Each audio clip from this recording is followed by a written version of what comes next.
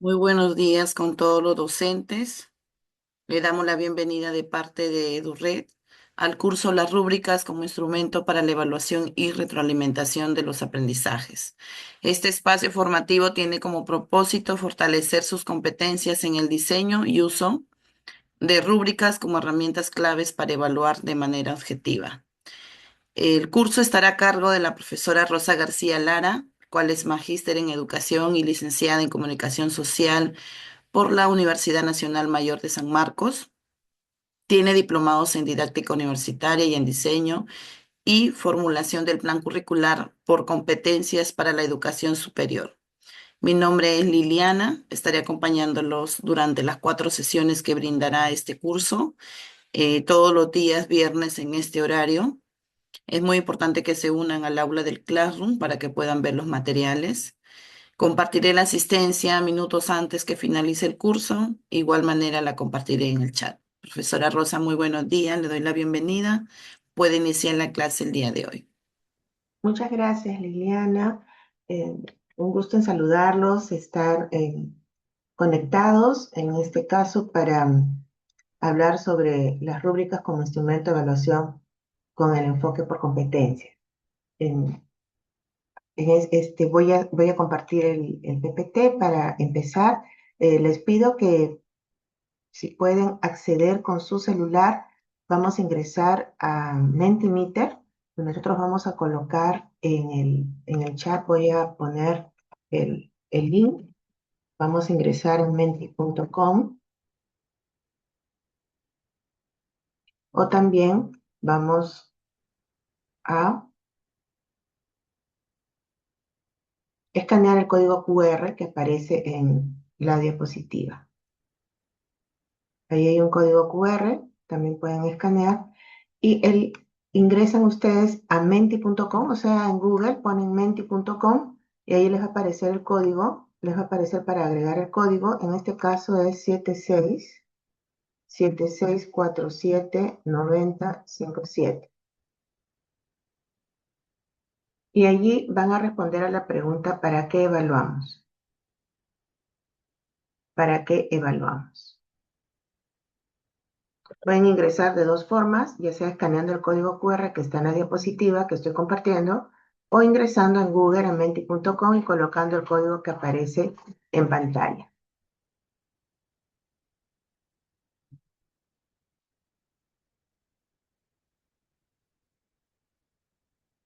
Se van uniendo más participantes, a quienes les damos la bienvenida. Es la sesión 1 de 4 en este curso, denominado Las rúbricas como instrumento para la evaluación y retroalimentación de los aprendizajes.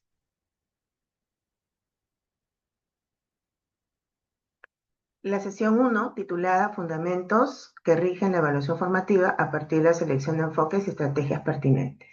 En este momento hemos ingresado a menti.com con el código 76479057 o escaneando el código QR y estamos respondiendo a la pregunta: ¿para qué evaluamos? ¿Para qué evaluamos?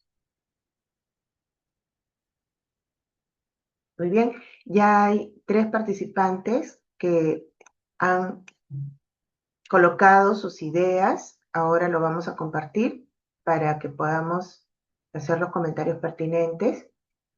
Es importante tener en cuenta que dentro de nuestro sílabo tenemos los 4 temas de las 4 sesiones. Hoy es evaluación formativa y rol de las rúbricas. En la sesión 2 será diseño de rúbricas alineadas a competencias. Vamos a la próxima semana, el próximo viernes, a diseñar rúbricas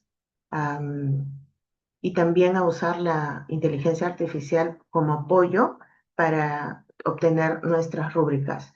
En la sesión 3 vamos a hablar del uso de las rúbricas como parte de la retroalimentación efectiva, de la metacognición, y en la última sesión vamos a revisar nuestras rúbricas, mejorarlas, aplicarlas a situaciones reales y hablar de los compromisos de la mejora docente, ¿no? Como parte del análisis y la aplicación de estos instrumentos de evaluación.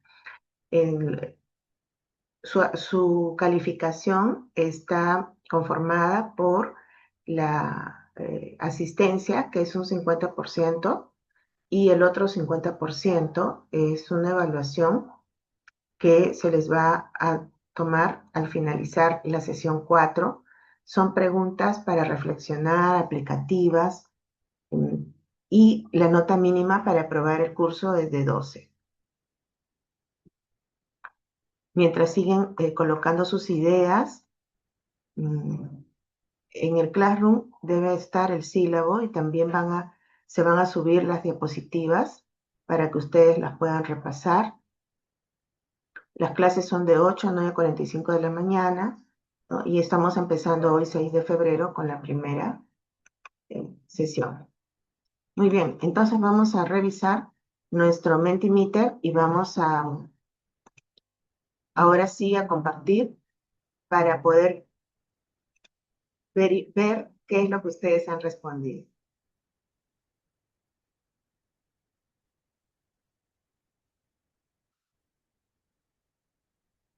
Son 16 aportes. 16 aportes. A ver, un momentito.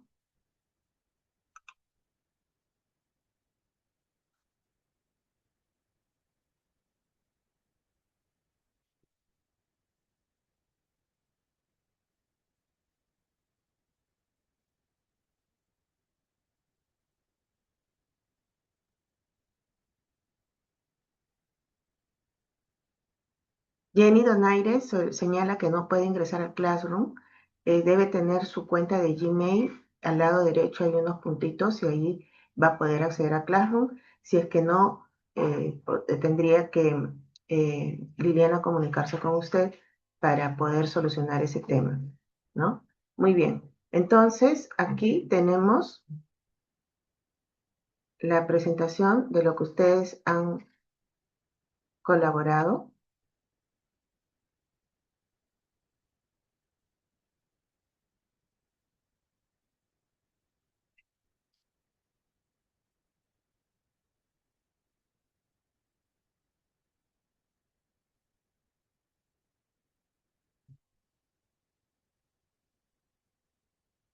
Este,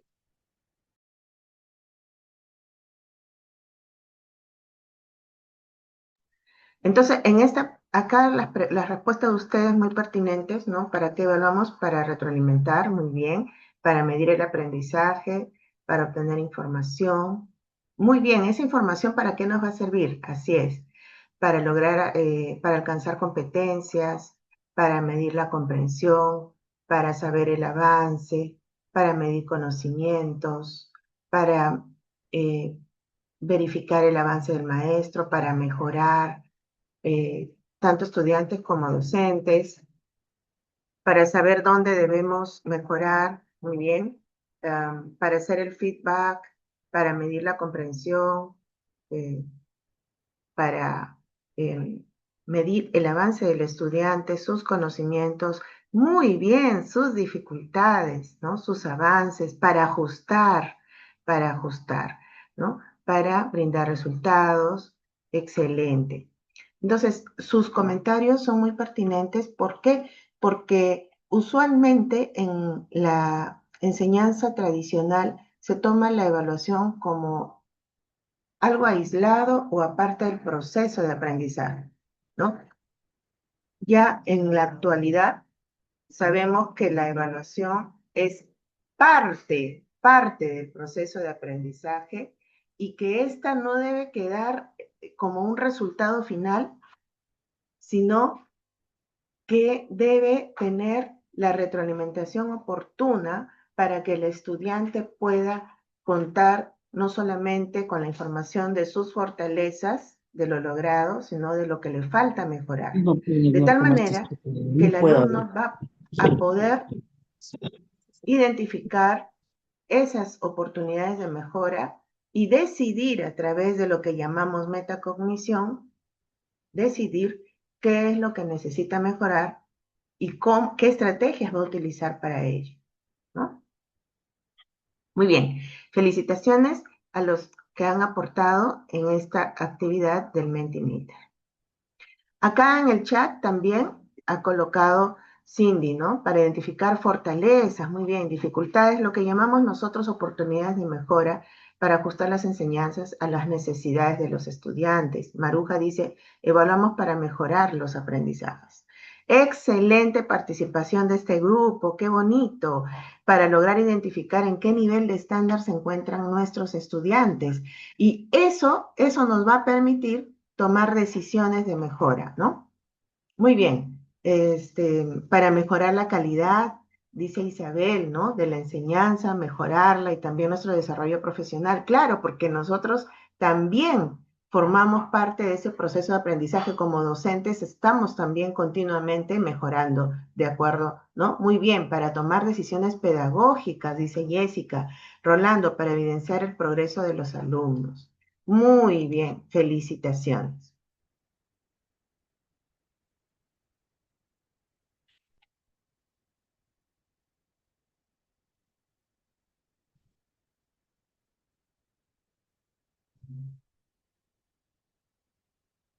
Entonces, con esta sesión vamos a analizar la evaluación formativa y la función de las rúbricas en el proceso de enseñanza-aprendizaje, que ahora le llamamos más proceso de aprendizaje porque el protagonista es el estudiante.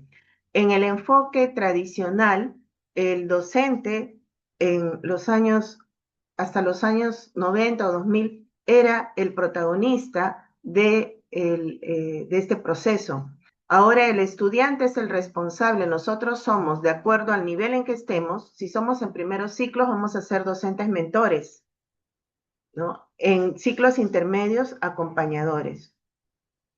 Y ya en los últimos seremos docentes asesores.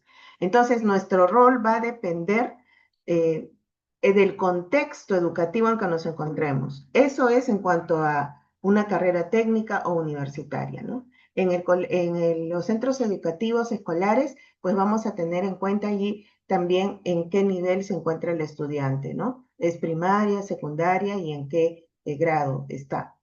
Entonces, la evaluación formativa se diferencia de la sumativa, porque la sumativa es la que consiste en evaluar un producto final. O sea, yo espero que el alumno desarrolle todo su proceso, tiene un producto final que puede ser un portafolio en el cual el estudiante va a colocar, ya sea el portafolio físico, puede ser un folder, ¿no? Va a colocar sus ejercicios, o también puede ser un portafolio digital en un drive, en un archivos, en carpetas. Ahí el alumno va a colocar también sus ejercicios continuados, ¿no? Consecutivos, sucesivos. Pero también nosotros podemos tener eh, este,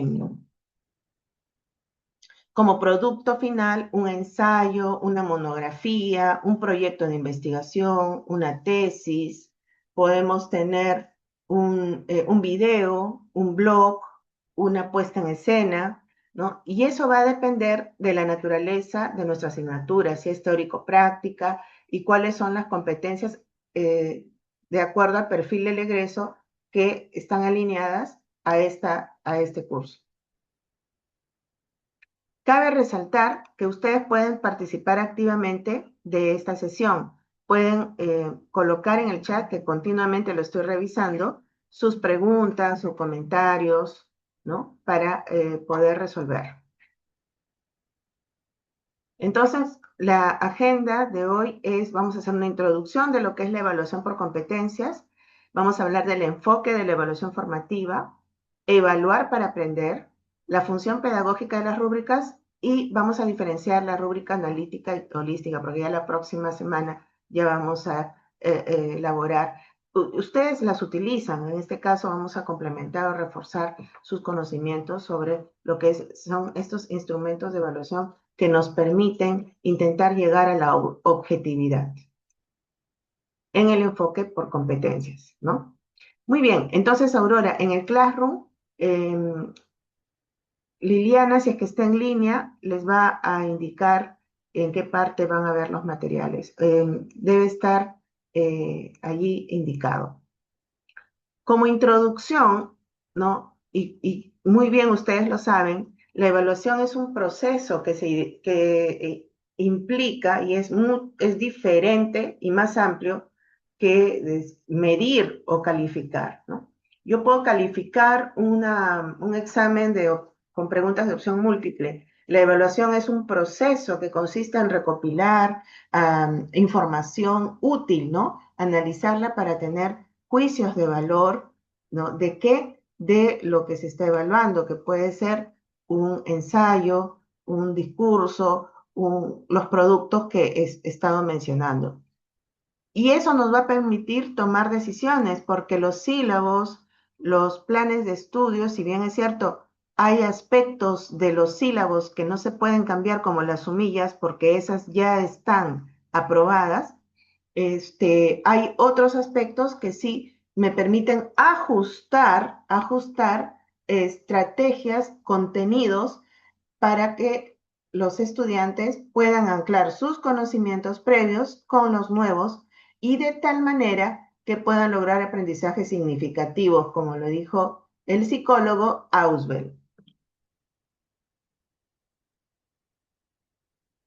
¿Qué es la evaluación? Tenemos definiciones modernas, ¿no? Como Fitzpatrick, Sanders y Wharton en 2020 señalaron que la evaluación es la identificación, obtención y aplicación sistemática de información descriptiva y juicios de valor sobre la efectividad y calidad de programas, políticas o productos, con el propósito de tomar decisiones informadas y mejorar la práctica. Juicios de valor. Esta frase, juicios de valor, tener un juicio de valor nos indica de cierta subjetividad. Entonces, ¿qué estamos evaluando? Antiguamente, los estudiantes iban a su evaluación sin conocer, sin saber con precisión en qué iban a ser evaluados, con qué iban a ser evaluados. Entonces, si el alumno tenía que dar un ensayo, no sabía si tenía que tener una presentación formal, si se le iba a evaluar el no uso de muletillas, de barbarismos, si tenía que presentar 3 o 5 argumentos sólidos, si tenía que medir el tiempo límite, entonces si tenía que usar conectores lógicos y uno iba a la deriva. Entonces los docentes, los tradicionales, escondían o dejaban en el misterio estos criterios de evaluación. Actualmente no. Los instrumentos de evaluación son publicables. Se le dan al alumno antes de ser sometido a la evaluación. ¿Para qué? Para que que ya hemos señalado, es protagonista de su proceso de aprendizaje, pueda tener la capacidad de decisión, ¿no? De cómo mejorar y en qué aspectos. Así es, Elizabeth. Lamentablemente, todavía hay docentes que creen que son los únicos que se pueden sacar 20 de nota, ¿no? Entonces, incluso les dicen a los estudiantes, yo no pongo 20, yo soy el único, ¿no? Y otros docentes creen que si los alumnos, la mayoría salen desaprobados, es un buen docente. Se siente orgulloso de ello, cuando no es así. Nosotros estamos aquí como facilitadores. Nosotros estamos para, en equipo, junto al estudiante, poder lograr resultados prefijados. Según la American Evaluation Association, definen la evaluación como un proceso sistemático para determinar el mérito, valor o importancia de algo, con el propósito de guiar decisiones, mejorar la efectividad y generar aprendizajes. Entonces, como muy bien ustedes han señalado, ¿para qué estamos evaluando? Para obtener una calificación. Bueno, eso es parte del sistema. Para obtener una nota de logrado en proceso, no logró, para colocar del 0 al 20, porque tengo que llenar los registros, ¿no? Entonces, estamos evaluando con la finalidad de obtener información útil que nos permita tomar decisiones de ajustar estrategias, contenidos, de ayudar al alumno que él también participe activamente en darse cuenta cuáles son sus oportunidades de mejora, que él pueda decidir cómo va a mejorar, qué estrategias va a utilizar, qué materiales necesita y cómo va a hacer para lograr estos productos, ¿no? Este video ya ustedes lo pueden ver, este, tienen ahí el link también lo voy a pasar por el chat. En ese video se habla de la evolución, de cómo ha evolucionado la evaluación, ¿no? Y ahorita lo vamos a ver en una tablita. Muy bien, Elixa, así es. Son opciones para mejorar tanto alumnos como docentes, ¿no? Claro. ¿Por qué si hay un comité de evaluación, monitoreo, por qué no corrigen estas situaciones? Los centros educativos, institutos y universidades continuamente están elaborando, están planificando y aplicando programas de capacitación docente. No todos los profesores asisten o asisten cuando tenemos las cámaras apagadas, cuando es virtual, no se sabe quiénes están haciendo varias actividades, de repente están en un trabajo, no han logrado aprender con H, aprender, o sea, llevarlo consigo y aplicarlo, ¿no? Porque muchas veces nosotros escuchamos, leemos y decimos que hemos aprendido, pero si no lo aplicamos, no ha habido un real aprendizaje. Entonces, claro, y el monitoreo, el acompañamiento de parte a la coordinación, a la parte administrativa, eh, nos preguntamos qué está ocurriendo, ¿no? ¿Qué está pasando? O el docente solamente lo aplica cuando va a ser evaluado, ¿no? Y en el día a día, ¿cómo es con los estudiantes? Aquí está el resumen de lo que habla el video.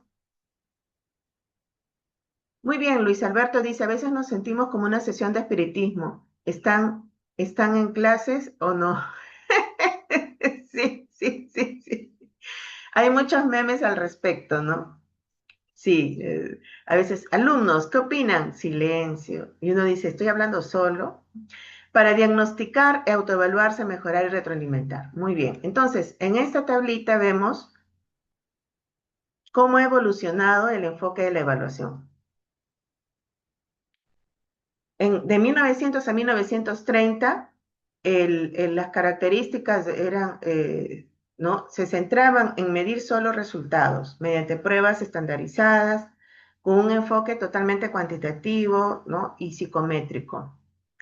Luego, de 1930 a 1950, se empieza a hablar de objetivos, ¿no? De verificar los resultados frente a lo que uno ha planificado. Imagínense, recién en esos años. Ya a partir del 50 hasta el 70 se empiezan a valorar ya la calidad de los programas o currículos, no solo medir. Es decir, hacer estudios, se empiezan a hacer estudios de demanda laboral para el caso de las carreras técnicas y universitarias. ¿Qué es lo que necesita, ¿no?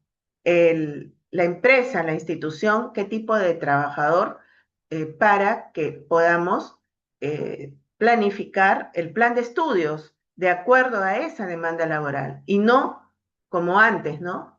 A mí se me ocurre que el alumno estudie biología, pues, ¿no? Porque acá el profesor no tiene horas y vamos a darle horas, entonces no se pensaba en la demanda laboral.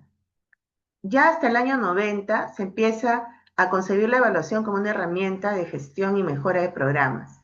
2000, hasta 2010 ya existe la democracia, ¿no? O sea, no solamente los docentes participan de la evaluación, sino también los estudiantes, como les decía, a través de la reflexión que ellos tienen que hacer de lo que les falta mejorar, ¿no? Y la comunidad, que en el caso de los centros educativos escolares forma parte la cual forma parte en los padres de familia también, quienes acuden a las reuniones periódicas para poder contribuir de esta manera al que el alumno pueda tener una formación integral, porque como nosotros sabemos qué significa educación, educación es formación integral, o sea, no es solamente que el alumno memorice fechas, conceptos, teorías, sino que pueda ser capaz de ser un estudiante autónomo, independiente, que tome decisiones, que pueda actualizarse de acuerdo a los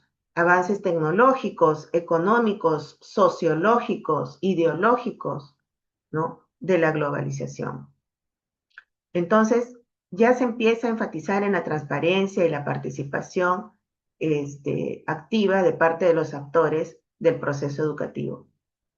Desde el año 2010 hasta la actualidad, ya se empieza a diferenciar lo que es la evaluación diagnóstica, ¿no? Ya es importante tomar un examen de entrada que podría ser el mismo que de salida, si es que quiero ver en cuánto aportó, ¿no? Mi asignatura. Yo hice un experimento con alumnos de primer ciclo de comunicación para medir que, cuál era su nivel de criticidad con respecto a los medios de comunicación y sacaron 0,7. Después de aplicar un módulo de la UNESCO de los 80 que lo actualicé, o sea, lo validé porque muy interesante, ya que a través de juegos y dinámicas los alumnos podían comparar, por ejemplo, diferentes noticias de diferentes diarios, una misma noticia, para darse cuenta que los periodistas son subjetivos. O la publicidad, ¿qué es lo que venden? Necesidades, ¿no? Necesidades superfluas. En la pandemia nos hemos dado cuenta que no necesitamos marcas, ¿no? Necesitábamos pijamas, necesitábamos sobrevivir, no marcas. Pero la publicidad, pues, nos vende las necesidades de poder, de afecto, eh, entre otras, de autorrealización. Y de esta manera, al final de este curso, de este módulo, los alumnos obtuvieron 17,5. O sea, ellos aumentaron su criticidad de 7 a 17,7 puntos. 7,5 fue el mejoramiento de su criticidad. Entonces, si nosotros queremos medir el mejoramiento, la misma prueba de entrada es la de salida, ¿no? También podemos utilizar la prueba diagnóstica para poder saber qué es lo que el alumno sabe y ajustar nuestro sílabo, nuestros contenidos, nuestras clases. No cambiarlas, ajustar, ¿no? Y también tenemos, en este caso, la evaluación formativa, que es la que nos reúne, que es ir acompañando al estudiante durante el proceso de realización de su producto. Si el estudiante tiene que ensamblar, digo, ¿no? Un automóvil, pues en el proceso eh, le vamos dando la retroalimentación efectiva, utilizamos nuestros instrumentos de evaluación y así el alumno va mejorando. Y no esperamos hasta el final, cuando ya todo está perdido, sino en este caso es una acción de prevención de riesgos, que el alumno salga desaprobado. Luego tenemos esta evaluación que incorpora también el uso de las tecnologías y, y otros contextos en cada situación, ¿no? Acá tenemos,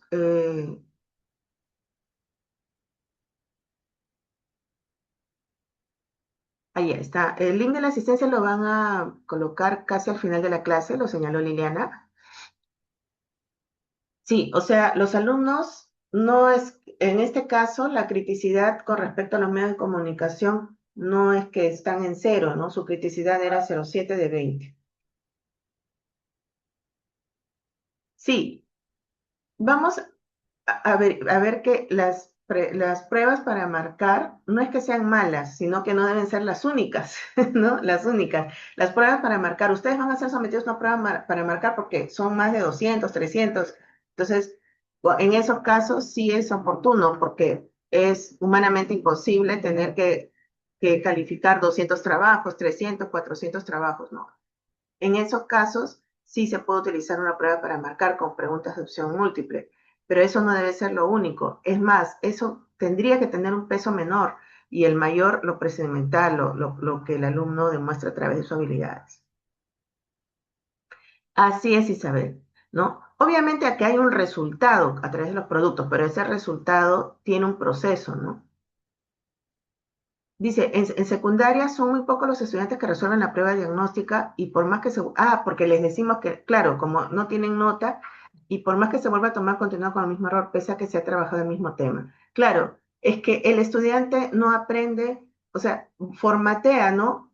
Lo que, ¿por qué? Porque todavía el enfoque de la evaluación es, voy a estudiar para el examen y de ahí ya me olvido, cuando eso debería ser un requisito para el siguiente curso. Así es, Maribel, opciones múltiples, ¿no? Eh, ya. Acá me preguntan si la evaluación diagnóstica debería también tomarse al cierre. Eso depende de ustedes. Yo les conté una experiencia, ¿no? De cómo yo utilicé la misma prueba al inicio y al final, pero no necesariamente, ¿no? ¿Por qué? Porque ¿cuál es el objetivo de mi prueba diagnóstica? Verificar cuánto van a mejorar o saber qué es lo que ya el alumno conoce para anclar con el nuevo conocimiento, como dijo Awell, y este sea significativo.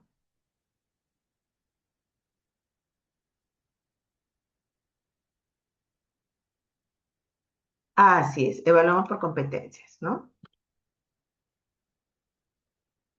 Existen diversos enfoques o modelos de evaluación que reflejan diferentes maneras de entender y aplicar el proceso evaluativo, ¿no? Los enfoques, según los autores ya mencionados, pueden ser por objetivos, por procesos, participativo, sí, y basado en la teoría. Veamos el detalle.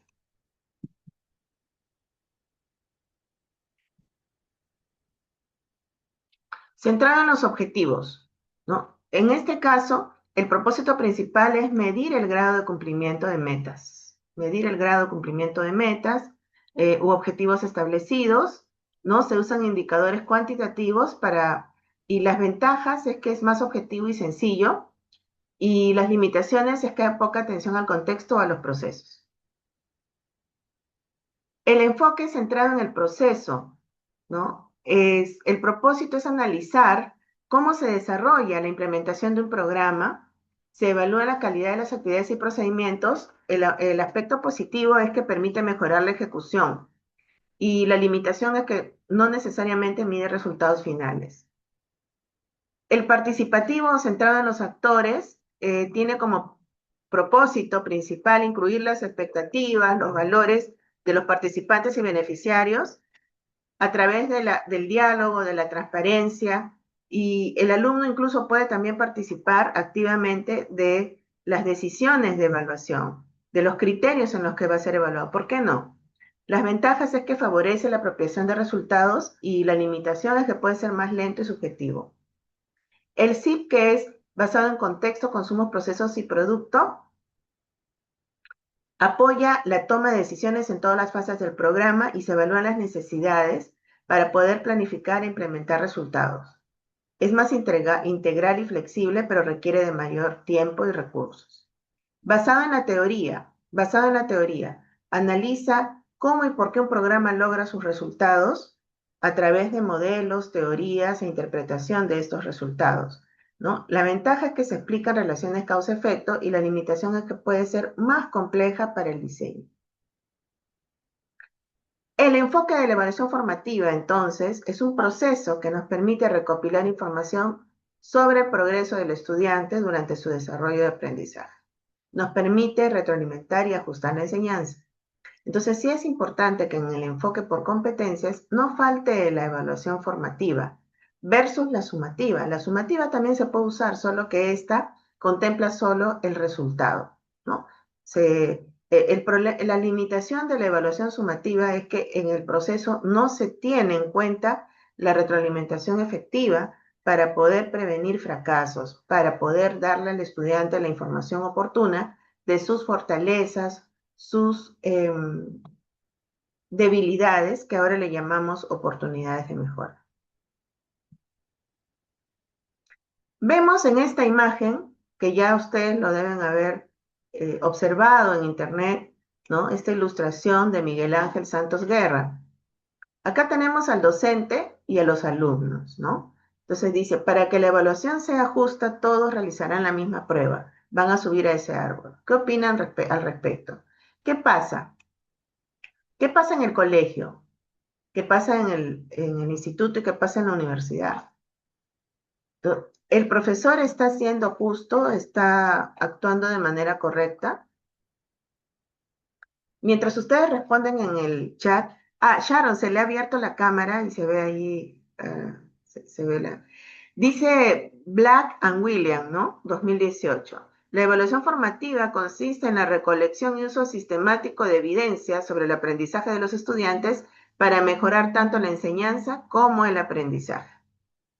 López Pastor 2017. Su propósito no es calificar, sino apoyar y orientar el proceso educativo mediante una retroalimentación constante. Muy bien. Rosario considera que no es justo, ¿no? Los estudiantes, dice Yanina, tienen diferentes formas de aprender y ritmos. No, dicen, ¿no? Consulta, ¿la evaluación sumativa es para calificar y evaluación sumativa no?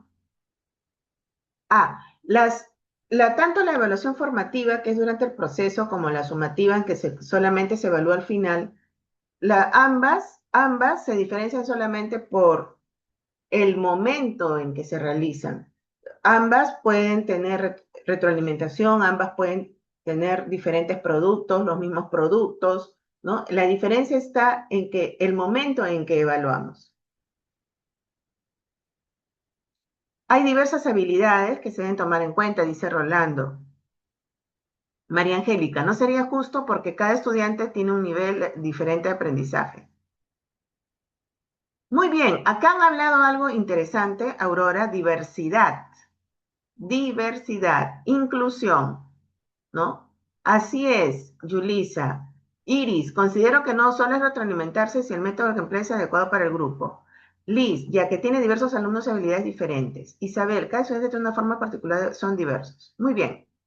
Vamos primero con los centros educativos escolares, ¿no? Si a un docente le ponen en un aula 40 o 50 estudiantes, ¿cómo pretenden que este docente sea inclusivo? Si le piden que tiene una cantidad de contenidos, se le da la importancia a los contenidos y el docente no tiene tiempo ni el espacio para poder identificar, conversar con los estudiantes que ahora, por un tema, no sé si es que es la evolución, la influencia de aspectos tecnológicos, alimenticios, genéticos. Cada vez tenemos más niños con autismo en diferentes niveles, con trastorno de déficit de atención, trastorno límite de personalidad, entre otros aspectos que no están dentro de los trastornos, ¿no? Y eso, que también hay estudiantes que tienen enfermedades estomacales, tienen problemas mentales, físicos, emocionales, ¿no? Entonces, ponerles a todos la misma valla no sería justo. Pero es muy fácil lanzarle la pelota al docente y que solucione solo, sin el apoyo de un orientador, un tutor, sin el apoyo del departamento de psicología. Entonces sí es importante tener en cuenta la diversidad. Ahora se habla de neurodivergencia, ¿no? La diversidad del estudiante. O sea, yo no puedo calificar con la misma rúbrica a un alumno que tiene autismo a uno que no lo es, porque el alumno con autismo no va a poder hablar en público. Hay algunos autistas que no pueden exponer en público y hay otros que lo hacen eh, sudando, ¿no? Y se olvidan de la... Pero eso no significa que no aprendió. Ahora, eso es en el colegio. ¿Estamos bien?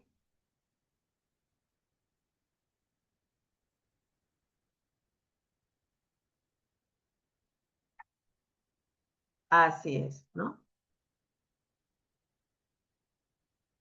Dice Cada día preparamos las sesiones de aprendizaje. ¿Qué evaluamos? ¿Qué evaluación corresponde a cada sesión? ¿Cómo registrar una sola nota al final de todo el proceso si no debemos promediar? ¿Cómo registrar una sola nota al final de todo el proceso si no debemos promediar? Claro, ¿no?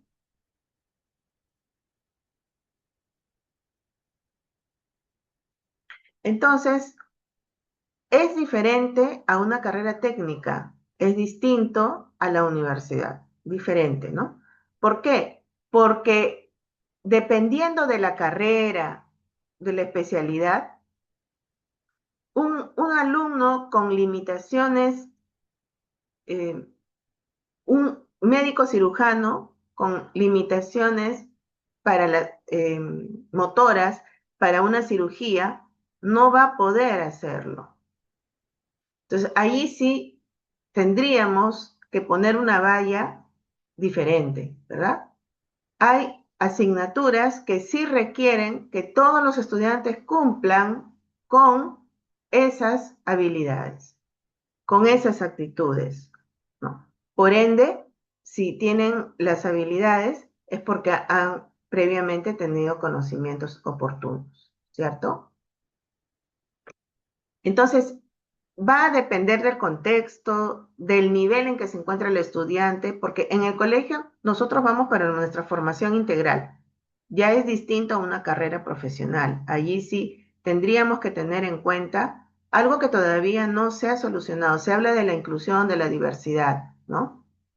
He tenido alumnos con discapacidad, sí, auditiva, eh, de la vista, eh, en comunicación. Entonces, un periodista podría hacer una entrevista si tiene discapacidad visual, podría hacer la entrevista, no hay ningún problema, ¿no?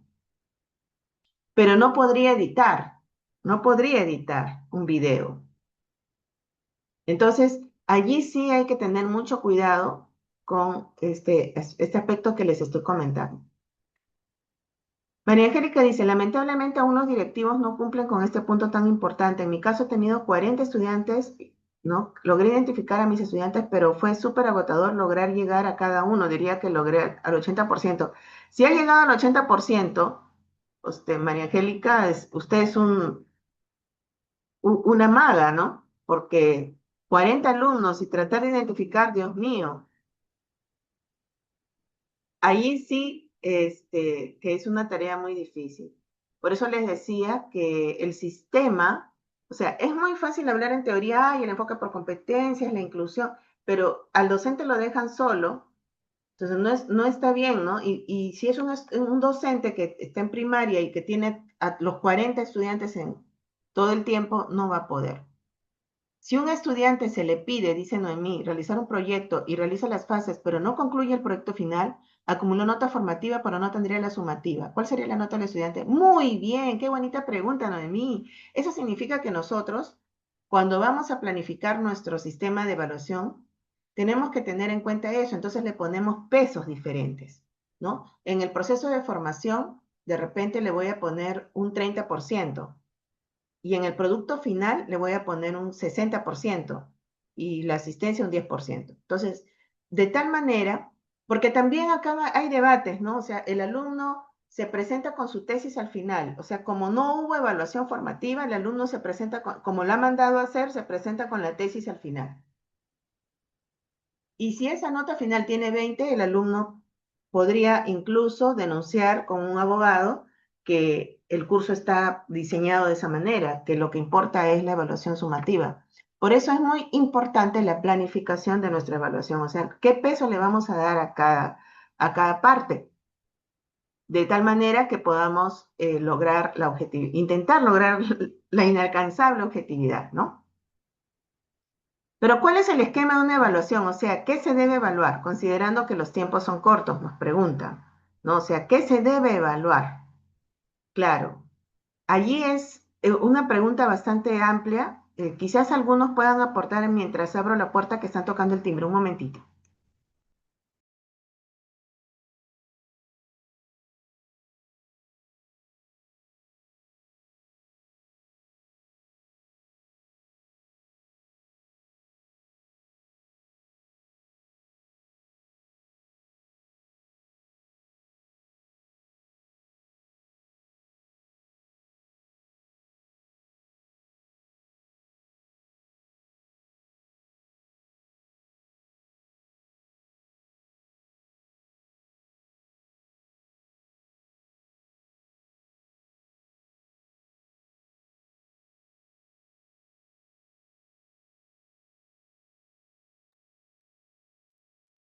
Bien, a ver, dice, ¿no? O sea, ¿qué se debe evaluar? Dice, considerando que las sesiones diarias deben integrar el DUA para atender las necesidades personales de cada estudiante, dice acá su compañero. A ver, ¿qué se debe evaluar? En la educación tradicional se intentaba evaluar todo, ¿no? Ahora lo que nosotros, muy bien, Mabe, nosotros lo que tenemos que verificar es que la institución tiene una misión y visión. De allí sale el perfil del egreso de la carrera, o sea, de acuerdo a la demanda laboral. ¿Qué tipo de profesional, en el caso de los institutos y universidades, necesitamos?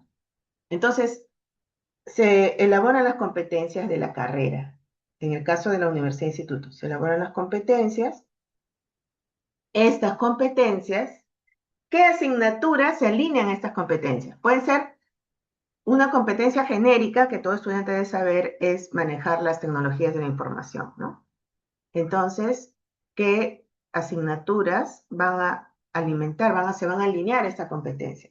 Entonces, ahí viene la asignatura de informática. Y también hay otras asignaturas que necesita el alumno aplicar lo informático. Entonces, estas otras asignaturas también se alinean a estas competencias, ¿no?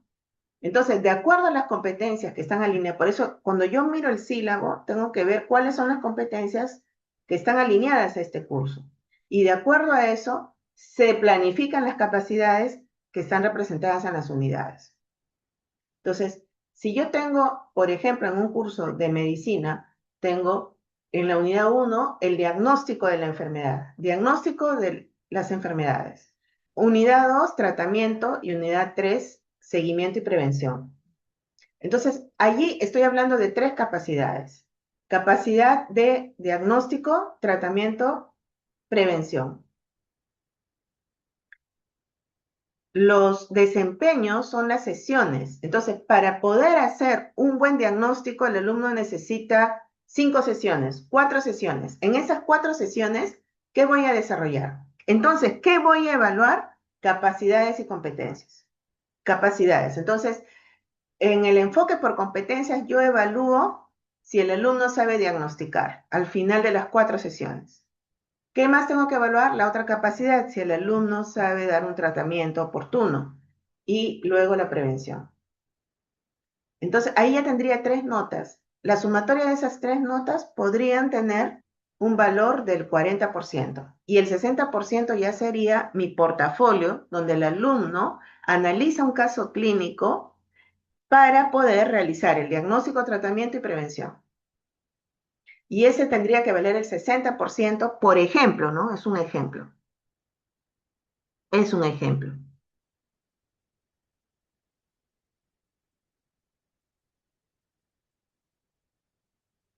Entonces, hay que evaluar casos, hay que evaluar situaciones, productos.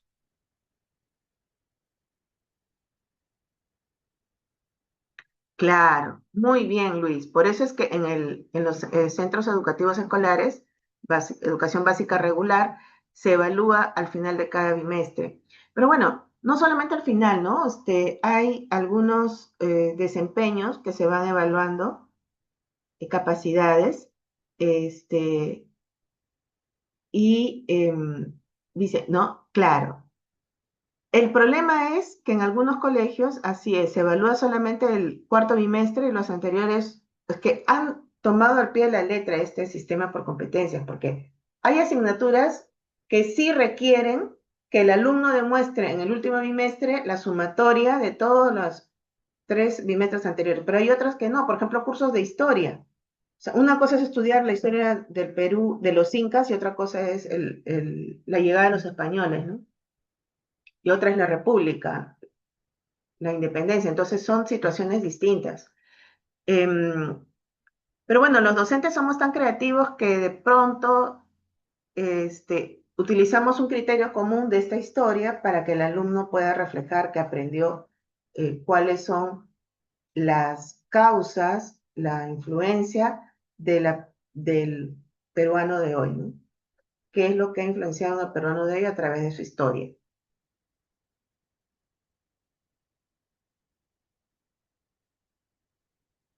Sí, así es. Las habilidades duras y blandas son muy importantes. O sea, por eso es que los trabajos en equipo, en grupo, son importantes también para que el alumno pueda desarrollar la tolerancia, ¿no? A los diferentes tipos de personalidad del grupo que conforma este equipo, la tolerancia. Según Vygotsky decía, el aprendizaje social. Algunos alumnos van a aprender de los que más saben y los que más saben van a practicar con los que menos saben. Los docentes podríamos darle un plus a los que más saben, ¿no? Un premio, una lectura adicional o un aprendizaje personalizado de tal manera que se sientan también motivados. Así es, Cindy. Evaluamos una serie de aspectos que van a ser verbos, logros, verbos. O sea, ¿qué es lo que el alumno tiene que hacer para evidenciar ese aprendizaje? ¿No? Por eso es que yo les he traído acá un modelo de cómo redactar competencias, capacidades y logros para que ustedes puedan tenerlo claro, ¿no? Vamos a ir a esa parte un ratito, ¿no? Por ejemplo, acá, ¿no? Los elementos de una competencia.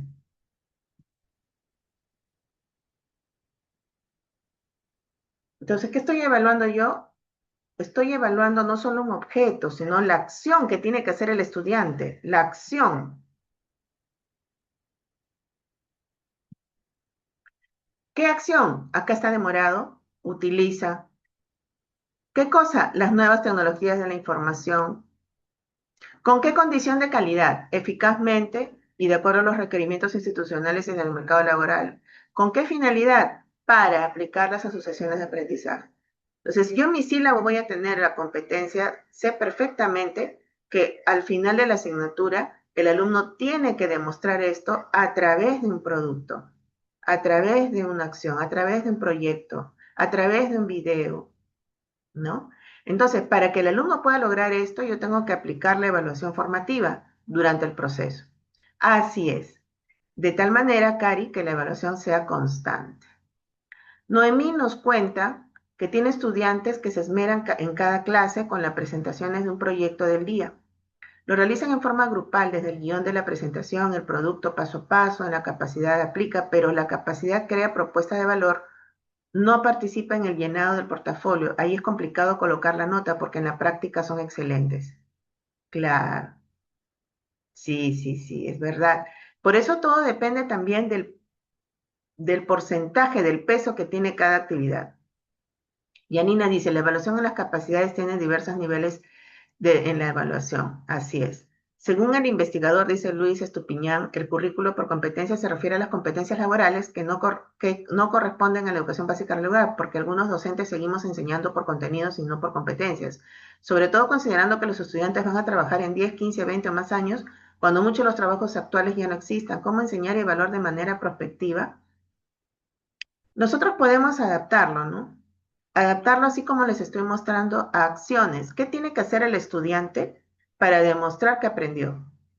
Si fuera un curso teórico, entonces es ilógico, incoherente, neurótico que el alumno aprenda sobre lo que es cuidado del medio ambiente y en su casa no haga reciclaje. Entonces, le podemos pedir un video en lo que muestra el alumno que tiene un depósito para colocar los plásticos y otros los cartones, los papeles. De esa manera lo deja en la parte de afuera y contribuye con los recicladores.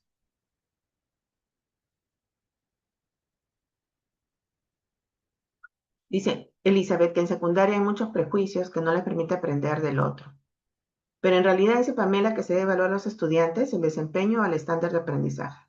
Claro, es que a ver, si mi asignatura tiene como competencia que el alumno se comunica oralmente de manera efectiva, entonces yo tengo que saber, se comunica acción, ¿qué comunica un ensayo, objeto, con qué condición de calidad? De manera precisa, concisa, con cohesión, coherencia y adecuación.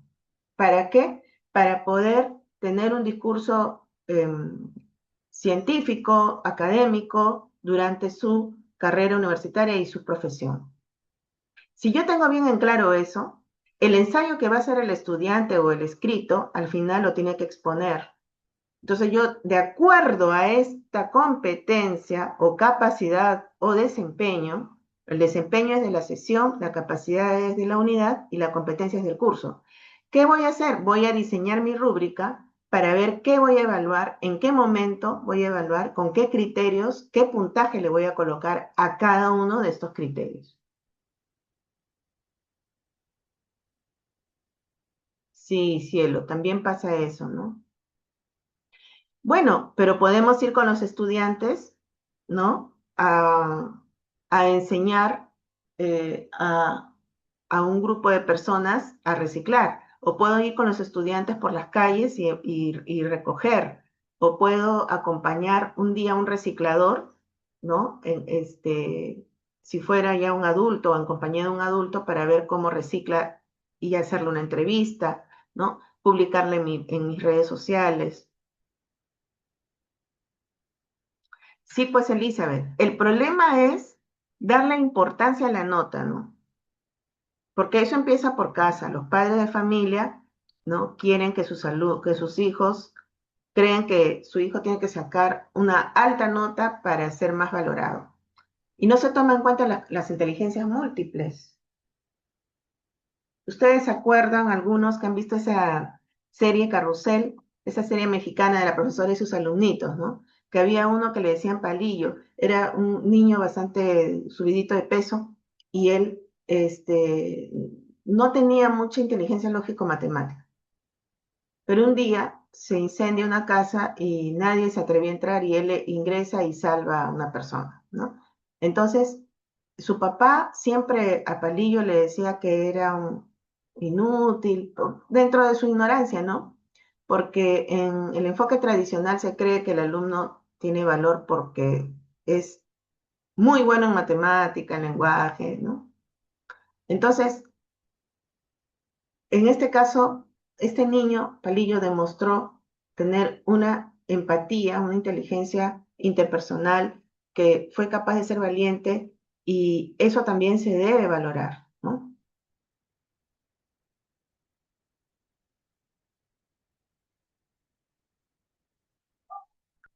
Aurora dice el aprendizaje a través de una situación significativa. Por eso, la tarea de ustedes, docentes, estimados docentes, es llevar problemas a los estudiantes para que lo solucionen, porque si nosotros solamente vamos a evaluar teoría, estamos cayendo en lo mismo, porque no estamos evaluando la aplicación, o sea, la habilidad, que el alumno aprenda, está demostrado a través de sus habilidades o del quehacer. Claro, los padres, en realidad, por eso se hablaba de una comunidad, ¿no? O sea, nosotros como docentes también deberíamos fomentar reuniones con los padres de familia para enseñarles lo que es el enfoque por competencia, los niveles de inteligencia, que no determina el éxito de un estudiante que sea primer alumno, eso no determina su éxito ni su felicidad en el futuro, ¿no? Ya se ha visto que la mayoría de alumnos en las universidades e institutos que han sido primeros puestos no necesariamente tienen éxito ni son felices en la vida. Entonces son estigmas, estereotipos que nosotros tenemos todavía cargando en nuestra mochila, ¿no? Muy bien, Luis dice, consulta, ¿qué opina acerca de la escuela en la nube, la Sumatra Mitra? Con ello se elimina la presencia del docente. ¿Cómo educar la curiosidad de nuestros estudiantes sabiendo que tenemos la brecha generacional, prohibición de celulares en el aula, estudiantes con habilidades personales y salud mental no identificado? ¡Wow! Bueno, la inteligencia artificial, la tecnología se ha apoderado de nuestras vidas, no podemos negarla. O sea, nosotros los docentes y yo mismo les voy a enseñar cómo uso la inteligencia artificial, por ejemplo, para poder elaborar rúbricas, ¿no? Para poder elaborar sesiones de aprendizaje. Pero eso no significa que se va a eliminar al docente. Se va a eliminar al docente que no acepte esta tecnología. Pero nosotros podemos usarla como una forma de ayuda, pero no nos va a reemplazar. Y eso es lo que tenemos que dejarles claro a los estudiantes y a los profesores, ¿no? Claro, es que ahora prohíben el celular porque los estudiantes se distraen o están en los videojuegos, ¿no? Como me dijo mi hija que está terminó 2025 tercera secundaria. Me decía, mamá, han prohibido el uso del celular, entonces en los recreos los alumnos no saben qué hacer y han empezado a jugar cartas, a conversar, ¿no? Un sobrino que le dijeron para que salga a un lonche con sus tías y no quiso ir porque no sabía de qué hablar, ¿no? Es que todo el tiempo paran en el celular. Entonces, son pros y contras, ¿no? Y si no identificamos el problema de salud mental, tampoco nosotros como docentes vamos a solucionarles la vida familiar a los estudiantes, porque a veces no es posible. Debería haber una identificación oportuna de un departamento de psicología para poder derivar a las áreas respectivas, porque muchas veces se le dice a los padres, sí, lleva a su hijo, pero el padre de familia no sabe, por ignorancia, que hay postas, hospitales, centros gratuitos, incluso en las iglesias también hay psicólogos que atienden gratis. Sí, Elizabeth, cuando hay varias competencias es tedioso, ¿no? Pero por eso la idea es que una asignatura puede alinearse a una sola competencia, ¿eh? Eso no hay ningún problema, puede alinearse a dos o tres. Entonces, de acuerdo a eso, nosotros podemos este, intentar planificar mejor nuestro curso. ¿No? Sí, sí, es tedioso porque hay rúbricas kilométricas, que son 10 criterios y a veces no se es posible con el corto tiempo que tenemos de poder aplicarlas. Esa todavía es una gran limitación, ¿no? Sí, él lo dice, pero el enfoque tradicional y el memorístico están presentes en el examen de admisión. Así es. ¿Por qué? Porque como les decía, son tantos postulantes, son 40.000, 50.000 postulantes. Imagínense entrevistar a cada uno o evaluarlo por habilidades. Entonces, lamentablemente, lo único que nos queda hacer es que estos exámenes, al que ustedes también van a ser eh, sometidos en la sesión 4, porque imagínense, ahorita son más de 200, la próxima sesión van a ser más de 300. Entonces, es tratar de hacer preguntas con casos. O sea, si tenemos, por ejemplo, a los alumnos, a los médicos que se presentan a un examen de residentado, se le hacen preguntas así, ¿no? Tenemos un paciente con estos antecedentes, esta anamnesis. ¿Cuál sería el tratamiento oportuno? Entonces, esas son preguntas que también se pueden medir a través de lo aplicativo. Es ahí, dice, donde se ve reflejadas las inteligencias múltiples, así es, Susan. Pero para ello, dice Yanina, se debe enseñar a los padres de familia desde la primera reunión cómo es que vamos a evaluar, que el error es parte del aprendizaje. Cuando sabemos llegar a los padres, ellos colaboran. Sí, Yanina, exacto. Los padres de familia no saben porque ellos educan a sus hijos como han sido criados, con los métodos tradicionales. Elizabeth, ¿cómo evaluar a un estudiante introvertido que no tiene amigos y no habla con sus compañeros, pero tampoco avanza en lo cognitivo, con padres que no le apoyan? Qué triste, Dios. Sí, Elizabeth, qué triste, ¿no? Como me decía mi tío, que es médico psiquiatra, que tuvo que darle la noticia a un padre de familia que su hijo tenía una limitación cognitiva. Entonces, en ese caso, no como decía, ¿no? Dejamos al docente solo con ello y no lo orientamos o no lo capacitamos para poder. Y ahora, ¿cómo vamos a hacer una evaluación diferente al que tiene déficit cognitivo, otro al que tiene déficit de atención y concentración, otro? O sea, realmente adaptar nuestras rúbricas, nuestros instrumentos de evaluación es un poco difícil, pero no imposible, ¿no? En este caso,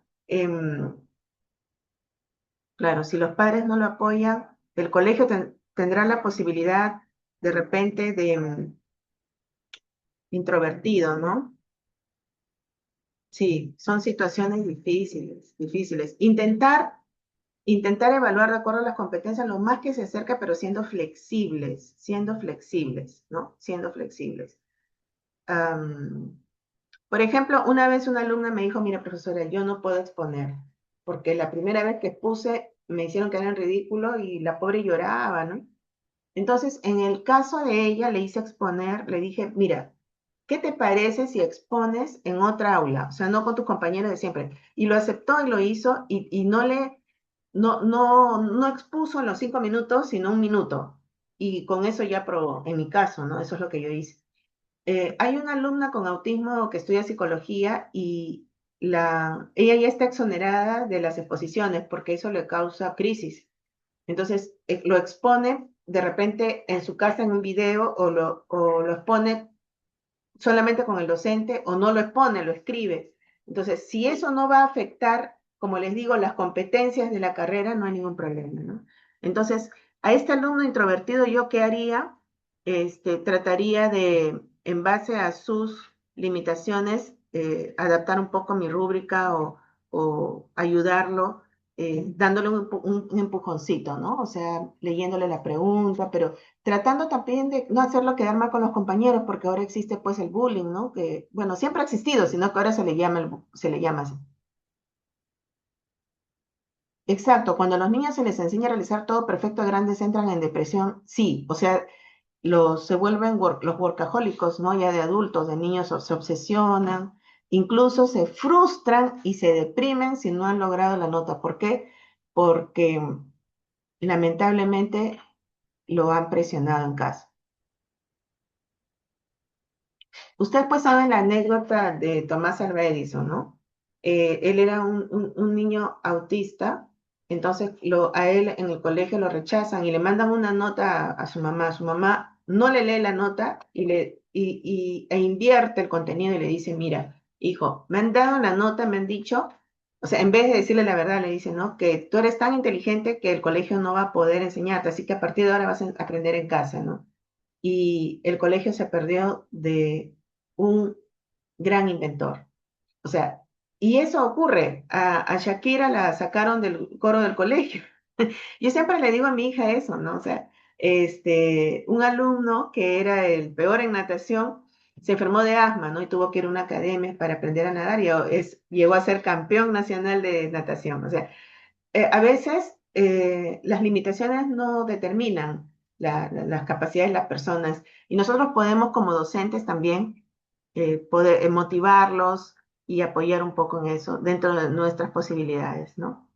Luis Alberto dice que trabaja en una SETPRO y cuando estábamos en prácticas estaban pegados al celular, no avanzaban, tuve que llevar una caja y que todos lo dejaran allí. Sí, sí, una caja, sí, sí, sí. Entonces nos contradecimos. Dicen no al memorismo y no a lo tradicional. La mayoría que ingresa son de colegios particulares. Sí, pues. Los padres no entienden, dice María, la evaluación que realizamos, las evaluaciones por competencias, quieren que trabajemos con exámenes mensuales o bimestrales. María Angélica, importante, los talleres de padres de familia y comprometidos al inicio del año para que participen de esa forma será una gran ayuda. Asimismo, deben las leyes permitir a los padres que laboran tengan esa libertad de salir de sus centros laborales. Ah, sí, ni para el Día de la Madre dejan salir a veces. Yo tenía un alumno fronterizo y no podía exponer en público y a salida solo exponía para mí, lo hacía. Ay, qué linda, Hilda, felicitaciones. Y las limitaciones no debería superarlo en la EBR o cuando, y en otro momento, recuerden que terminando afuera la empatía, comprensión, solidaridad es escasa y porque todo está a cargo del profesor. Bueno, yo trabajé en el Ministerio de Educación y dentro del proceso de inclusión, ahí había un adulto especialista en sistemas, capo, autista, ¿no? Entonces, como ellos son hipersensibles a los sonidos, él iba con audífonos, no te miraba a los ojos y no te saludaba. Entonces decía, qué malcriado. Pero una profesora que estaba ahí me dijo, hay que enseñarle. Y le decía, hola, ¿qué tal? Le daba esa confianza, ¿no? Sí, pues generación de cristal, qué penita, ¿no? Que los llamemos así, generación de cristal, Dios mío.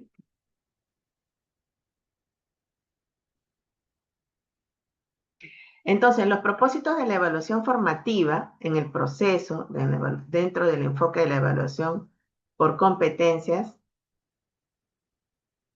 es retroalimentar, construir un aprendizaje reflexivo y significativo, como les dije, ajustar la enseñanza, promover la mejora continua y fomentar la auto evaluación, ¿no? El enfoque de evaluación formativa, entonces, se aplica durante el proceso para mejorar el aprendizaje, no tiene la finalidad de emitir solo calificaciones, participan docentes y estudiantes, se utilizan rúbricas, listas de cotejo, diarios de aprendizaje, portafolios, retroalimentación oral escrita. enfoque es cualitativo, reflexivo y orientado hacia la mejora.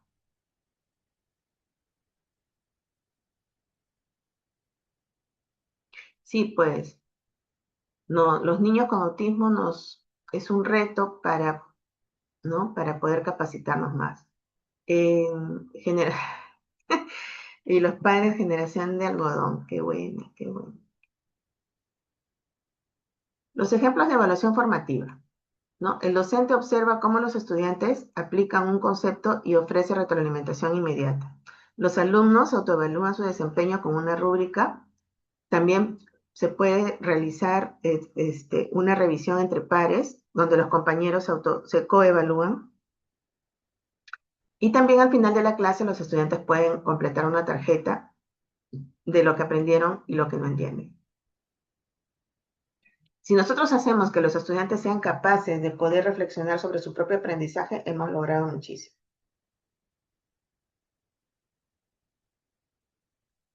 Entonces, la evaluación para aprender. La evaluación no es un proceso aparte, es fundamental porque es parte del aprendizaje, permite mejorar la calidad, efectividad, pertinencia, no solo emitir juicios de valor, sino proponer información, proporcionar información útil para la toma de decisiones, la mejora continua y la rendición de cuentas.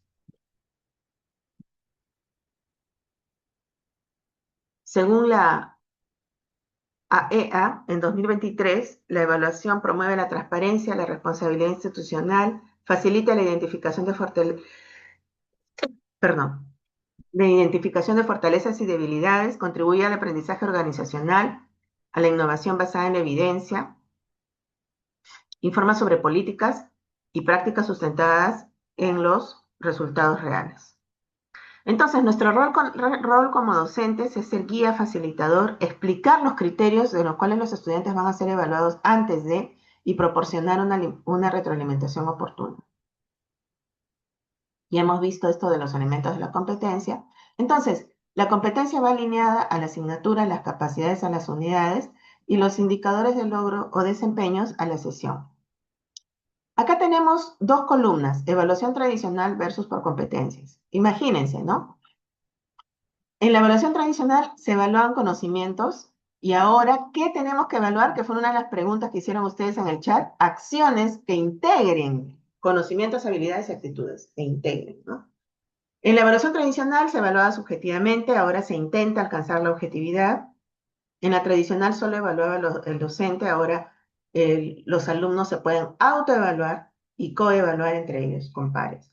¿Cuándo evaluar? En la evaluación tradicional al final, ahora puede ser la diagnóstica al inicio, durante el proceso de la formativa, y también se puede utilizar la sumativa, no hay ningún problema. ¿Con qué evaluar? Antes solo eran exámenes con opciones múltiples y ahora no solamente son esos exámenes, sino también rúbricas, listas de cotejo y observación. La función pedagógica de las rúbricas.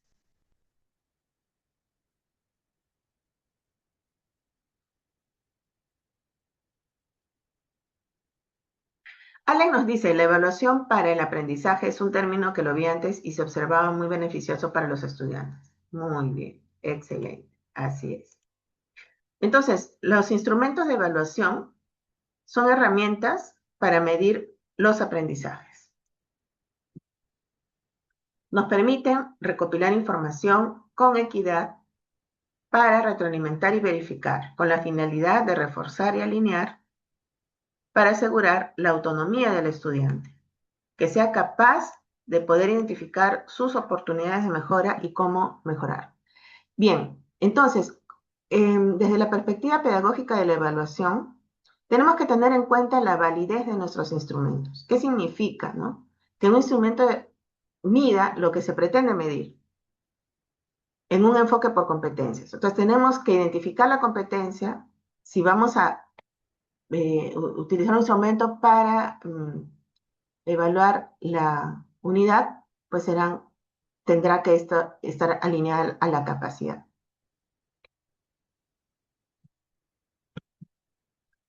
Pueden haber validez de contenido, asegurar que el instrumento cubra todos los aspectos importantes de la competencia que se va a evaluar. Por ejemplo, si el instrumento evalúa habilidades de resolución de problemas en matemáticas, debe incluir problemas que reflejen estas habilidades específicas. Validez de criterio relaciona los resultados del instrumento con un estándar o criterio externo que sea relevante. Por ejemplo, la comparación con otras evaluaciones que midan el mismo conjunto de competencias. Y de constructo verifica que el instrumento realmente mide el concepto de competencia que pretende medir, por ejemplo, habilidades cognitivas o habilidades prácticas. Cuando un instrumento es confiable, ¿no? Si un estudiante toma la misma prueba en dos ocasiones diferentes, los resultados deben ser consistentes. La confiabilidad asegura que los resultados no se vean alterados por factores ajenos a la competencia que se está evaluando. ¿Cuáles son los factores que afectan la confiabilidad? La estabilidad. El instrumento debe ser consistente a lo largo del tiempo, o sea, si lo toman pruebas repetidas. Equivalencia. Si se utiliza más de un evaluador, los resultados deben ser similares. Y homogeneidad. Verifica que el instrumento realmente mide el concepto de competencia que se pretende medir. El instrumento debe tener equidad. Implica que todos los estudiantes, independientemente de su contexto social, cultural o educativo, tengan las mismas oportunidades, ¿no? Ahí viene lo de la adaptación, para demostrar sus competencias. Un instrumento equitativo no debe favorecer a un grupo sobre otro. Entonces, para que un instrumento tenga equidad, debe tenerse en cuenta la diversidad cultural y lingüística, debe tener ciertas adaptaciones razonables y acceso equitativo a la información.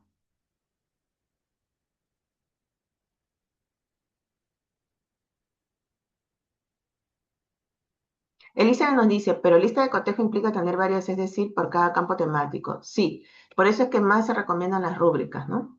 Además, la lista de cotejo es sí o no. Por favor, al final nos puede compartir su diapositiva. Sí, Liliana les va a indicar cómo ingresar al Classroom y ahí están las diapositivas. Disculpen, ¿nos darán el material? Sí, sí, Liliana se los va a dar. Consulta, luego se va a compartir, sí. Entonces, en un enfoque por competencias, la evaluación formativa se centra en observar el progreso del estudiante en el desarrollo de sus habilidades específicas. Los criterios de validez, confiabilidad y equidad son fundamentales para asegurar que el proceso de evaluación sea justo, consistente y útil para el aprendizaje. Ejemplo práctico. Imaginen que están evaluando la competencia en resolución de problemas matemáticos. Para ser válido, el instrumento debe incluir problemas que realmente midan la habilidad para resolver problemas matemáticos, no solo memorización de fórmulas. O sea, ya no se pregunta del concepto de, ¿no? Sino aplicar ese concepto. El instrumento debe ser confiable para que los resultados no cambien drásticamente con el tiempo o entre evaluadores.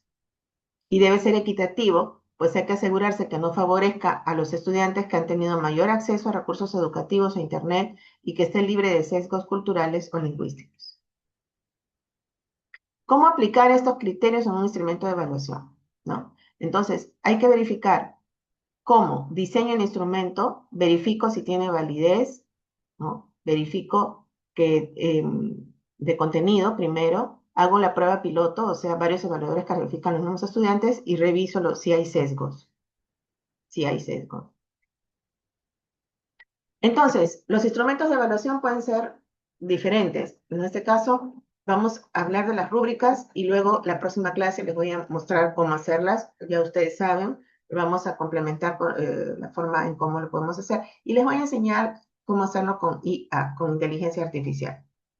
En este caso tenemos dos tipos de rúbricas, la rúbrica holística y la rúbrica analítica, ¿no? La rúbrica holística consiste en observar con escalas una sola acción, ¿no? Por ejemplo, en este caso, no ha realizado la tarea, 0.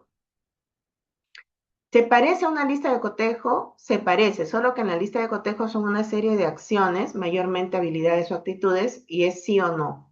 O sea, el alumno sabe, ha demostrado que ha aplicado la anestesia de manera precisa, es sí o no, si no el paciente se muere, ¿no? O sea, ahí sí, en la lista de cotejo. Acá lo que hago es describir una acción, ¿no? No ha realizado la tarea, 0. Ha realizado con errores sustanciales, 1. Ha realizado la tarea con algún error, 2. Y el problema de la rúbrica holística es que requiere de mucho tiempo, de muchas rúbricas, porque en este caso es solamente sobre un criterio. La que más se recomienda es la rúbrica analítica, la cual tiene un título, tiene aspectos a evaluar o ítems, otros le llaman, ¿no? criterios, pero en realidad eh, la- los criterios aquí que serían los indicadores es qué tiene que hacer el alumno para demostrar, ¿no? Por ejemplo, un aspecto a evaluar puede ser el uso de argumentos en un ensayo.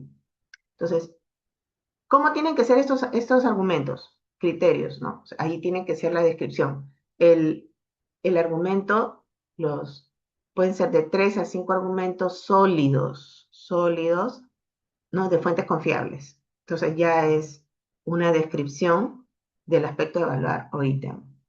Y los niveles de desempeño, puedo ser yo logrado, en proceso o no logrado, o puedo usar 5, en la escala de Likert, ¿no? Excelente, muy bien, regular, eh, deficiente, nulo.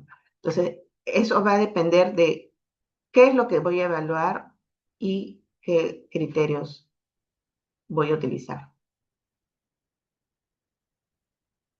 Ah, Rolando, muy bien. La rúbrica es, digamos, su plantilla.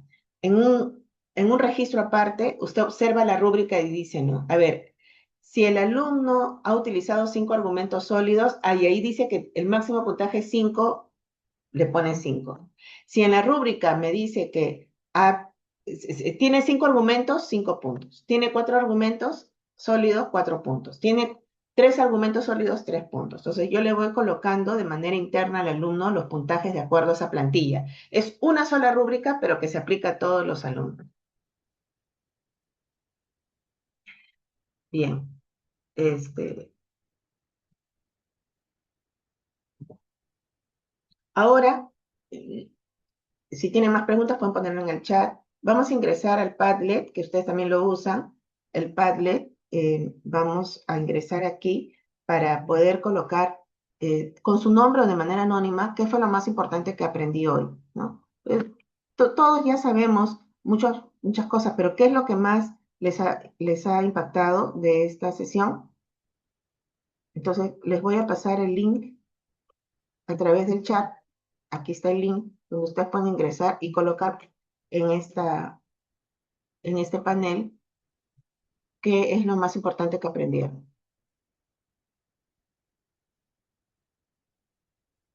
Dice Mónica, en los niveles de desempeño se puede cuantificar.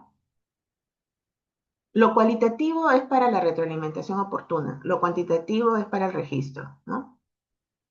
Aunque en los centros educativos pues es A, B, A, D, B, C, ¿no? Hay un debate hasta ahorita al respecto, ¿no? Sí, Milagros. Justamente en la próxima clase vamos a hablar de la rúbrica analítica. Dice Elizabeth, eso está bien si se lleva un aula, pero con 5 o 6 más aulas y con horas limitadas uno se pasaría evaluando solo un tema. Por eso es que es mejor evaluar al final de la unidad, ¿no? Nosotros hacemos una retroalimentación oportuna en el proceso, evaluamos al final de la unidad. Claro, no vamos a utilizar todas las clases la rúbrica, ¿no? Así es. ¿Cómo sería el formato del registro para evaluar la rúbrica? Claro, en el registro al final yo le pongo nota, ¿no? Pero en un papelito voy sumando los puntajes. O sea, en un papel yo voy sumando, ¿no? A ver, este alumno, este grupo logró esto, aquello, entonces, incluso en las aulas virtuales ya se colocan unas rúbricas genéricas para las tareas de los alumnos, ¿no? Por ejemplo, eh, presenta el formato del trabajo acorde a las normas institucionales, 5 puntos. Le falta algo, 3 puntos. No está de acuerdo a las normas institucionales, 1 punto. Y así vamos haciendo clic en el aula virtual y se va colocando en el sistema el puntaje, ¿no?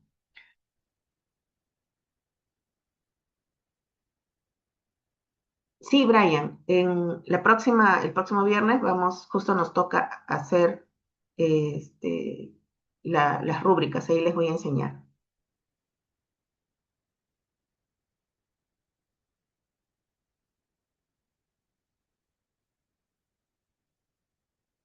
Ya. Dicen que uno debe evaluar constantemente, pero es que eso va a depender, ¿no? Porque si 3 sesiones me van a servir para que el alumno haga un ensayo, 3 sesiones, entonces yo le voy dando la retroalimentación oportuna y la rúbrica la aplico el día que presentan el ensayo o lo exponen. Eso va a depender del docente, pero la idea no es volverse locos, ¿no? Esa es la idea. Así es un proceso, ¿no? Por eso es que hay que tener en cuenta que en el sílabo aparecen los porcentajes, ¿no? Unidad 1, 20%. Unidad 2, 30%. Examen final, 60%. Entonces, eso hay que tenerlo en cuenta.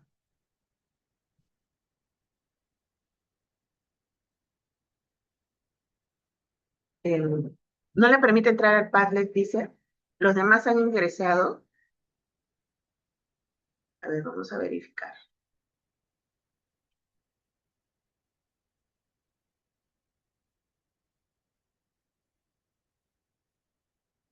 Sí,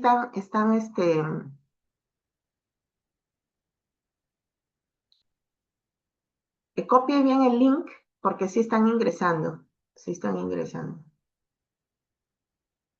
A ver, entonces, eh, a ver.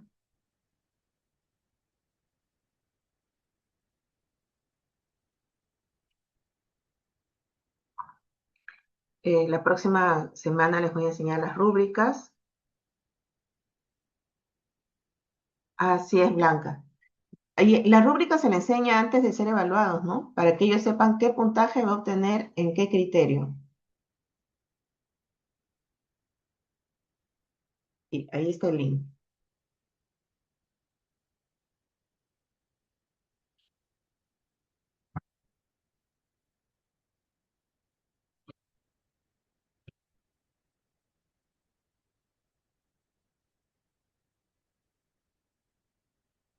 Acá voy compartiendo lo que ya ustedes están escribiendo, que es muy interesante, ¿no? Dice, aprendí que hubo varias etapas de la evaluación con el fin de mejorar al estudiante, ejercer su rol y contribuir en la sociedad.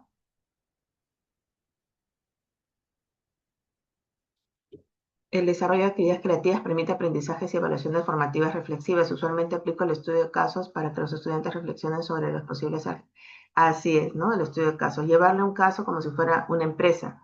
Por ejemplo, asesoré una tesis en la que se evidenció que con el estudio de casos los alumnos podían mejorar la redacción de sus cartas eh, administrativas, ¿no? Por ejemplo, el caso de que el producto que la empresa ha enviado le falta un soporte.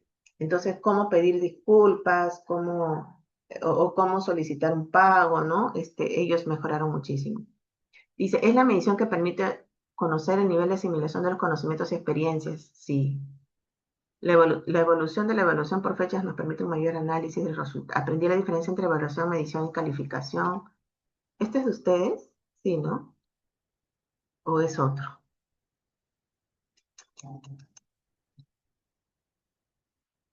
A ver.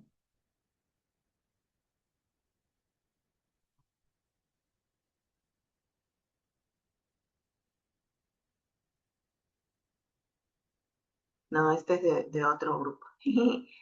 A ver, vamos a ver. Dice, aprendí que la evaluación es un proceso el cual debe ser significativo para tener mejores resultados.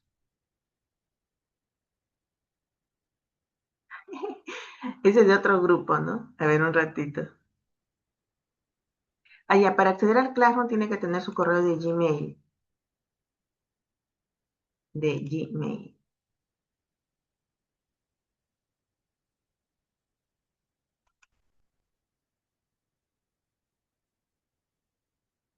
Ya, ahora sí voy a compartir el que es.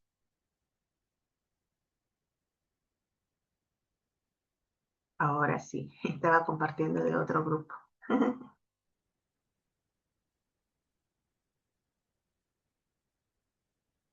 Ya. Entonces, acá nos dicen, ¿no? La evaluación es flexible y adaptable. Aprendí que un estudiante debe ser informado de cómo se le está evaluando. Claro. Porque eso generará autonomía, al ser consciente de sus posibilidades de mejora. mencionar puntos importantes del DUA, he podido ya distinguir entre una lista de cotejo y una rúbrica, los tipos de evaluación y confirmar que hay que tomar en cuenta la diversidad de los estudiantes para poder evaluarlos con equidad. Eso. Evaluación debe ser continua, adaptarse a la realidad del estudiante, debe aplicar una evaluación a través de una rúbrica analítica. Muy bien. Aprendí bien lo que es una rúbrica analítica, ¿ya? Y holística, además, para qué se debe aplicar. Estuvo muy interesante, gracias. Y si la evaluación tiene que ser constante. El detalle es cuando tenemos varios niños con habilidades distintas se pierde, pero capaz no al 100%, así es. Que la flexibilidad y la adaptabilidad es parte del proceso educativo. La rúbrica es fundamental para una buena evaluación. La evaluación debe ser continua, adaptarse a la realidad del estudiante, así es, ¿no? Que se debe aplicar también. mm, Tener en cuenta las competencias. Hoy aprendí definición y diferencia de las rúbricas y listas de cotejo. La importancia de planificar cómo voy a evaluar a los estudiantes y los porcentajes o pesos que tendrán esas actividades y productos. Muy bien, en base a las necesidades de los estudiantes, ¿no? Para intentar evaluar de manera justa, clara y coherente. La flexibilidad que te permite evaluar a los estudiantes tratando de que todos tengan las mismas oportunidades. Reconocer que las competencias a evaluar pueden ser tan o más importantes que los contenidos. Saber cuándo aplicar una rúbrica en función de los contenidos. Que pedirle lo mismo a todos los estudiantes es una situación que todos hemos entendido, pero falta aplicar en el salón de clase. Me quedo con las definiciones sobre evaluación. Fue una ponencia muy nutritiva y recordé que evaluación tradicional puede ser rígida y no refleja la verdadera capacidad de los estudiantes. No sabía que existían dos tipos de rúbricas, la analítica y la holística. Siempre fue algo para mí tan complicado las rúbricas. Diferencia de las rúbricas con la lista de cotejo. Recordar los conceptos de rúbrica, aunque la aclaración de la lista de cotejo fue importante. Aprendí los diferentes tipos de rúbricas que ayudarán a evaluar. Hoy aprendí la definición y aplicación de las rúbricas. Hoy aprendí que la evaluación es un proceso constante. Las rúbricas nos sirven para medir el nivel de logro de los estudiantes. La evaluación formativa se relaciona con las rúbricas. Los métodos de evaluación con las rúbricas me gustaría que profundice. Espérense.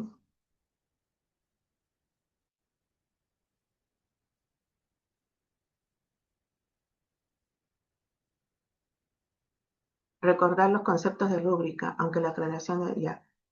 Aprendí los diferentes tipos de rúbricas que me dieron a evaluar mejor y así. Sí, la próxima semana vamos a ver lo de las rúbricas con calma. Hoy aprendí la definición y aplicación de las rúbricas. Interesantes casuísticas. Hoy aprendí que la evaluación es un proceso constante.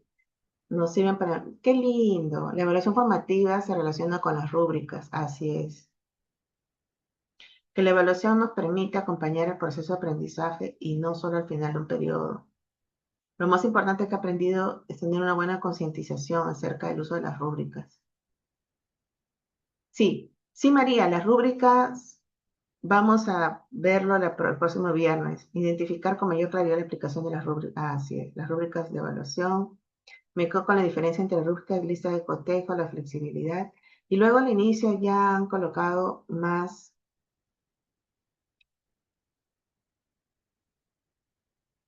Sí, la próxima semana vamos a ver el detalle de la rúbrica y cómo nos podemos ayudar con inteligencia artificial. En el chat también han colocado que aprendí que la evaluación mediante rúbricas permite valorar el desempeño de manera objetiva, transparente y coherente. Así es un proceso que para tomar un verdadero juicio de toma de decisiones. Muchas gracias. ¿Cómo hago para obtener los materiales? Eh, a ver, ahora Liliana les va a comentar.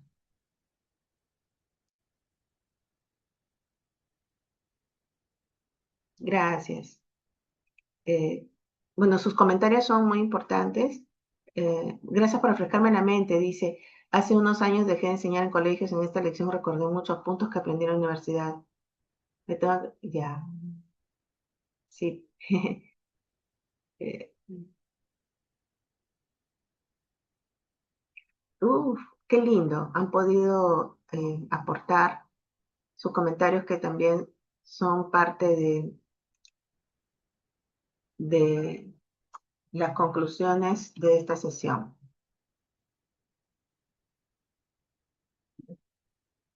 Gracias, gracias Cindy. Ahora sí, Liliana ha compartido el link de asistencia que está en el chat. Gracias, Elizabeth.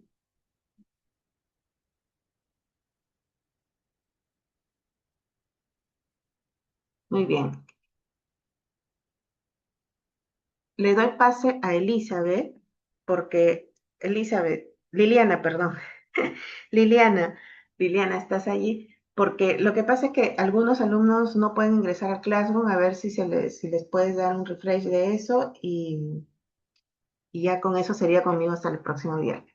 Bien, profesora. Entonces le voy a compartir ahorita el enlace que les acabo de compartir en el grupo para que puedan ingresar al Classroom. A ver.